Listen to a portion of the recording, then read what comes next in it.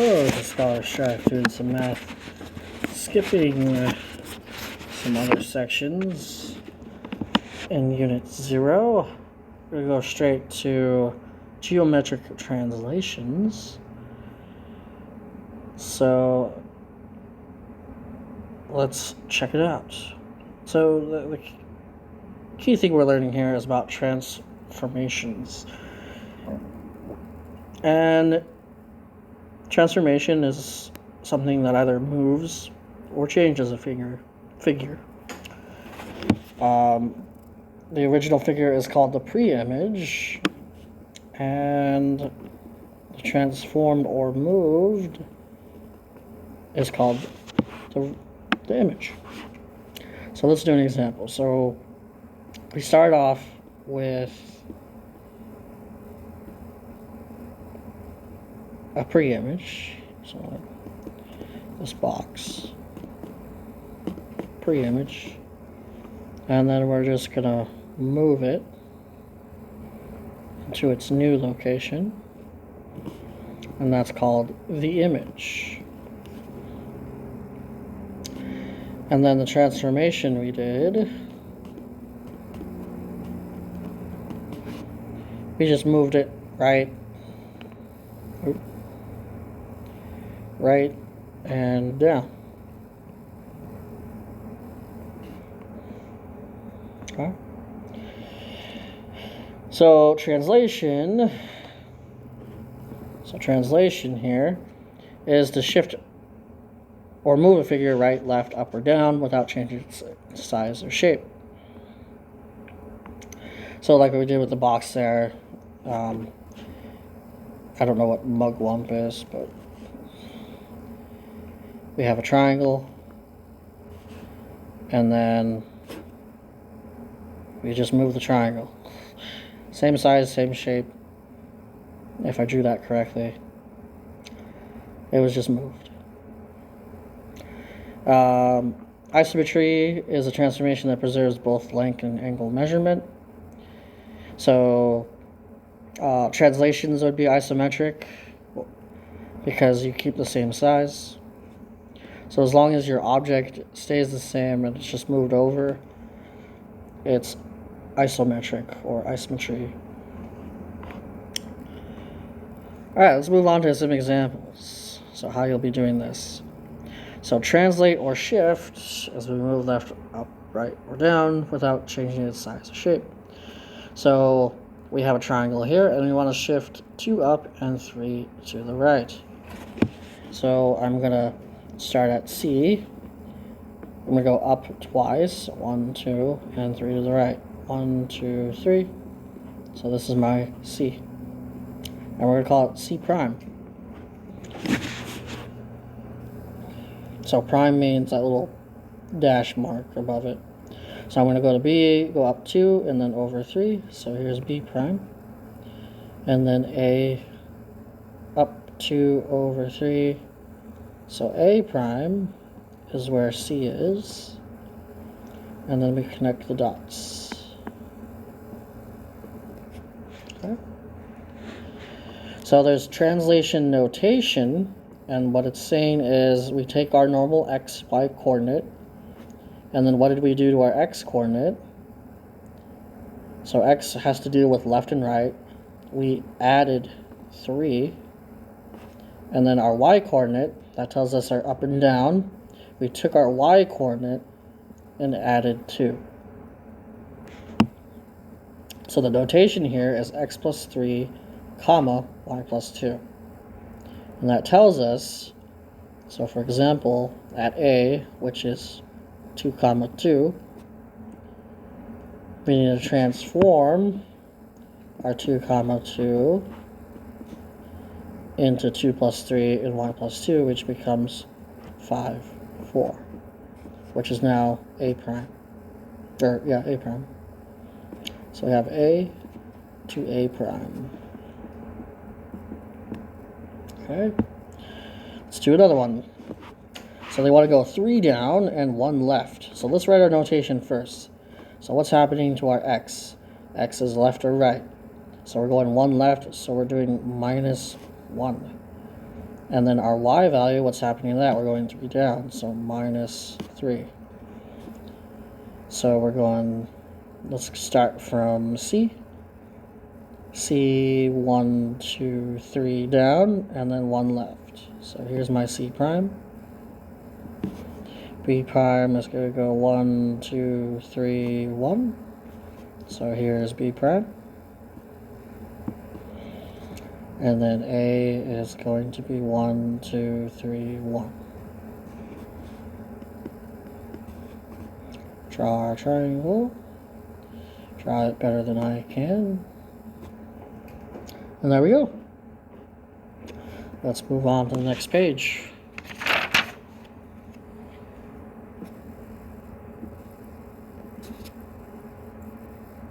There we go. So proving isometry, how can we tell the lengths are the same in the pre-image and the image? So we have this thing called the distance formula. If you don't remember the distance formula, you take your x coordinates, so x2 minus x1, and then square them, plus our y coordinates, y2 minus y1 squared.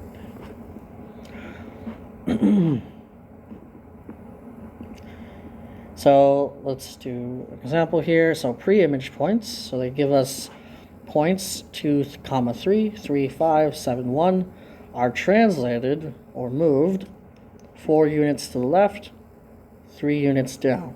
What are the coordinates of the points of the image? So after it's transformed, where are they at? X, Y. So our notation is they're moving 4 units to the left, so x minus 4. Y is going down 3, so minus 3. Okay. So A prime, so we start at 2. 2 minus 4 is negative 2. And then 3 minus 3 is 0.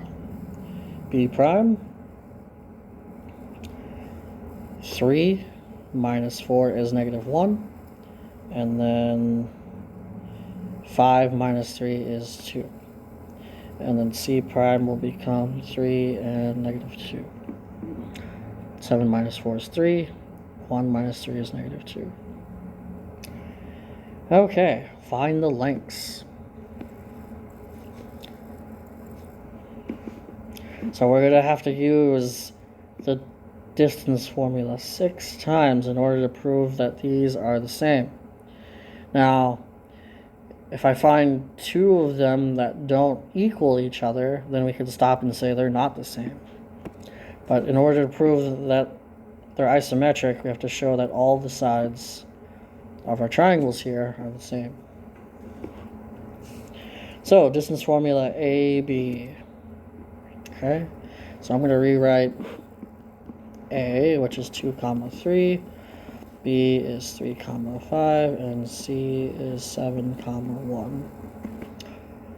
Alright, AB is the square root of, now it doesn't matter what you call your x2 or your x1,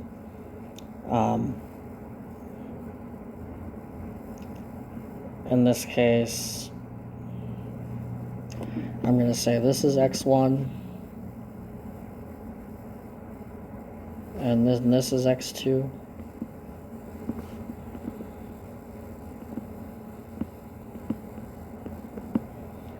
So A prime will be my second set of coordinates, and A will be my first set of coordinates.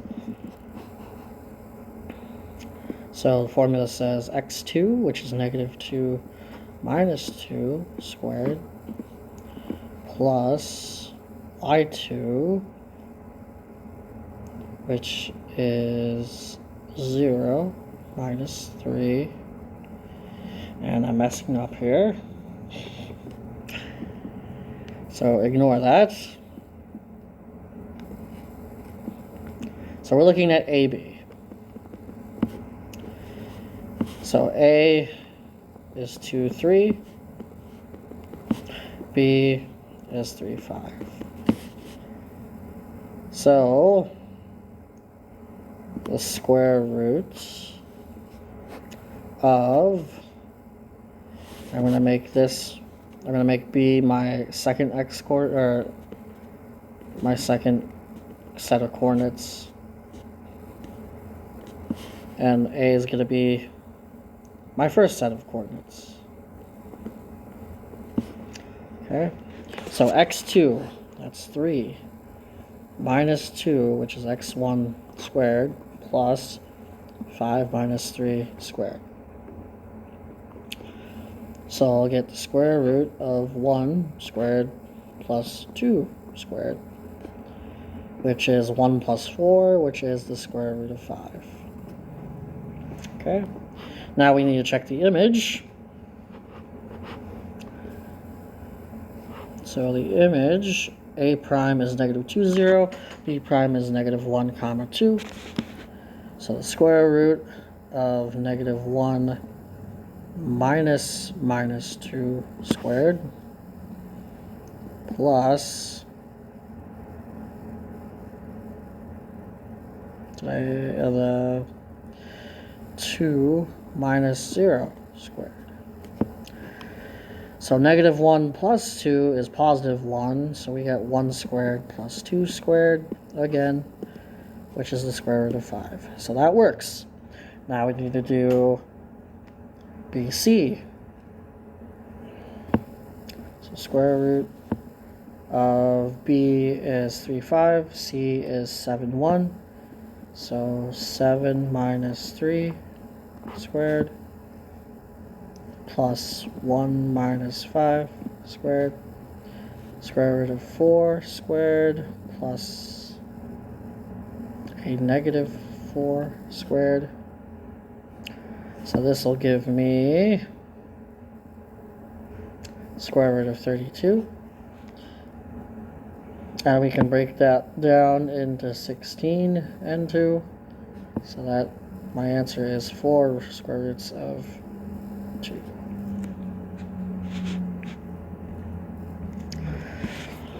All right. Just to do this one, square root of 3 minus 1 squared plus negative 2 minus 2 squared.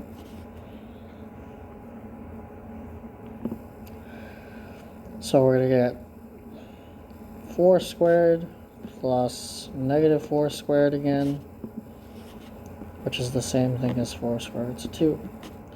And skipping ahead to AC, I'm just going to write it out.